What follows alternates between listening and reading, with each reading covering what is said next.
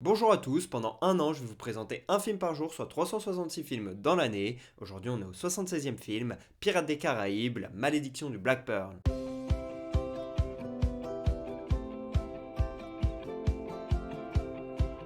Pirates des Caraïbes, la malédiction du Black Pearl est un film sorti en 2003 réalisé par Gore Verbinski. C'est un film qui a été produit par Disney, qui a été notamment inspiré de ce film par son attraction pirate qui était présente depuis 1967 à Los Angeles. Il y a aussi eu des attractions à Shanghai, à Tokyo, dans son parc en Floride, et puis bien évidemment à Disneyland Paris, une attraction que j'ai pu faire une dizaine de fois. Et donc ce sont toutes ces attractions qui ont inspiré ce film de pirate, dans lequel on retrouve Jack Sparrow, le pirate le plus célèbre de la planète. Ce film est bien évidemment suivi de 4 suites, et c'est l'une des sagas les plus mythique de l'histoire. Elle a marqué les années 2000 et 2010, ma génération notamment, et je pense que parmi tous ceux qui regardent cette vidéo, 99,9% vous avez déjà vu le film. Alors si vous ne l'avez pas vu, dites-le moi en commentaire, je pense que vous n'êtes pas nombreux. Pour jouer Jack Sparrow, bien sûr, on a l'immense Johnny Depp qui a eu des rôles mythiques dans sa carrière comme Édouard aux mains d'argent et Willy Wonka, mais le plus incroyable de tous, ça reste Jack Sparrow parce qu'il a marqué tellement de monde, c'est un truc de fou. À côté de lui, on a Orlando Bloom qui joue William Turner, un forgeron qui est plus ou moins ami avec Jack Sparrow, une amitié assez ambiguë. On a aussi Geoffrey Rush qui est quand même un acteur qui a été oscarisé et qui a aussi gagné des Golden Globes, mais par contre, voilà, il est vraiment associé, en tout cas pour moi, à son rôle de Barbossa, le mythique pirate. Et puis on a aussi Keira Knightley qui joue Elizabeth Taylor, cette femme dont est tombée amoureuse William Turner. Pour ce qui est de la musique, on dit souvent qu'elle est composée par Hans Zimmer, parce que c'est vrai que c'est lui qui a été le leader du projet, mais en même temps il travaillait sur Le Dernier Samouraï, et c'est surtout son acolyte, quelqu'un de son équipe qui s'appelle Badult, qui a travaillé vraiment sur pas mal de musique du film. Donc bien sûr, Hans Zimmer, il a fait la composition la plus mythique, mais c'est surtout ses équipes qui ont travaillé sur ce film-là, et pas forcément lui, parce qu'il avait d'autres projets, et peut-être qu'il pensait que Le Dernier Samouraï allait mieux marcher que Pirates des Caraïbes, ce qui n'est pas vraiment le cas. Car oui, même si ce film il a 140 millions de dollars de budget, et que les 5 Pirates des Caraïbes ensemble ils dépassent le milliard de budget, et bien c'est des films hyper rentables. Le premier il a dépassé plus de 650 millions de dollars au box-office, et au total, les 5 films ont rapporté plus de 4,5 milliards de dollars, c'est un truc de malade, et donc du coup forcément ça donne envie de faire un 6, peut-être un 7, un 8, voilà, ça rapporte énormément. Si je vous parle de ce film aujourd'hui, c'est parce que c'est l'anniversaire de Gore Verbinski, le réalisateur de ce film, et je dois dire que j'adore son prénom, Gore, et au-delà de ça, eh bien, il est vraiment connu pour la réalisation des 3 premiers opus de Pirates des Caraïbes.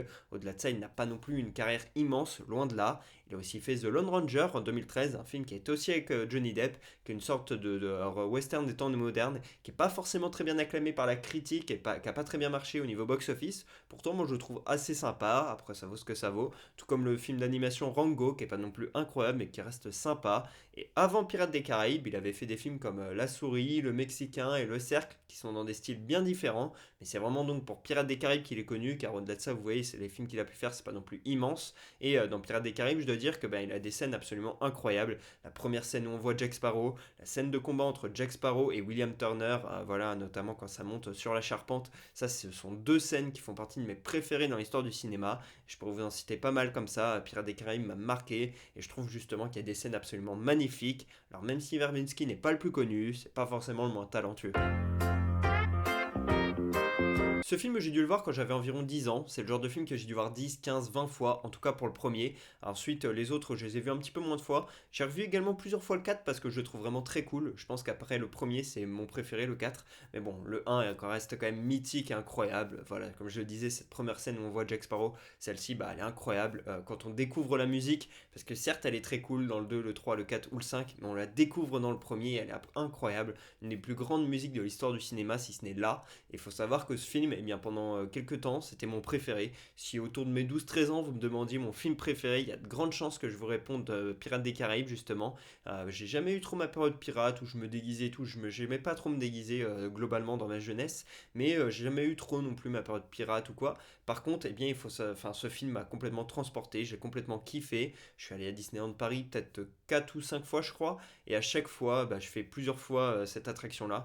La dernière fois que j'y suis allé avec mon petit frère, on y est allé 2 jours à Disney. On n'a pas dormi à Disney, bien sûr, parce que pour des raisons financières évidentes. Mais voilà, on avait été à Disney 2 jours et je crois qu'on avait fait 4 ou 5 fois en 2 jours. Cette attraction, elle est magnifique. Donc voilà, tout cet univers-là, Pirates des Caraïbes, c'est aussi comme ça que je suis tombé en plein kiff avec Johnny Depp, qui est pour moi un des acteurs que je préfère, notamment pour ce rôle-là et puis pour d'autres. Donc voilà, toutes ces choses-là font que Pirates des Caraïbes et Jack Sparrow, c'est l'un des films et l'un des personnages que j'aime le plus dans l'histoire du cinéma et qui m'a complètement marqué et que je pourrais revoir sans cesse. Là, rien que le fait d'en parler, je pense que ce soir, je vais me le regarder.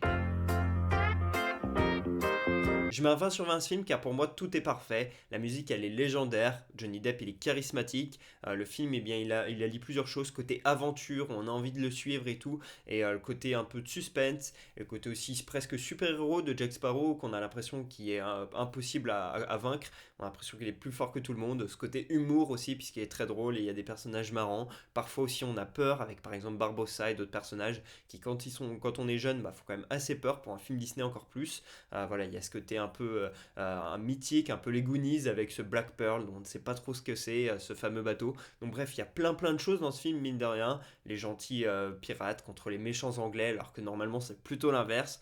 Bref, on a plein de belles choses et c'est ce qui fait que ce film est parfait pour moi. C'est 20 sur 20. Première anecdote, pour le film il a fallu cacher les nombreux tatouages de Johnny Depp, pour ça du tissu et des vêtements ont été utilisés mais également du charbon de bois pour le salir et le noircir, et par contre ils ont quand même réussi à lui faire un faux tatouage pour ce film avec écrit Jack qui permettait de symboliser Jack Sparrow, et Johnny Depp après le film il s'est dit je vais garder ce tatouage, en tout cas je vais en faire une réplique, une vraie, et du coup on peut se dire que c'est pour Jack Sparrow, mais pas du tout, c'est pour son fils qui s'appelle Jack et ça lui permettait de le garder avec lui. Deuxième anecdote, à un moment donné dans le film il y a Barbossa qui dit merci à un singe et le singe eh bien, il lui sourit en retour. Eh bien ça, ce n'était pas du tout prévu, ça a surpris toute l'équipe du tournage quand il l'a fait, c'est ça la magie du cinéma. Troisième anecdote, De Niro s'est vu proposer le rôle de Jack Sparrow mais il l'a refusé car il pensait que c'était un énième film sur les pirates qui n'allait pas marcher. Il s'est bien trompé. Voilà pour ce 76e épisode d'Un jour un film. J'espère que je vous aurai donné envie de regarder Pirates des Caraïbes, la malédiction du Black Pearl, mais également tous les autres Pirates des Caraïbes. Pour ma part, je vous dis à demain pour parler du 77e film de l'année. Pour que vous sachiez de quel film on va parler, un petit indice, Chevrolet Nova. Dites-moi en commentaire sur quel film on va parler. À demain.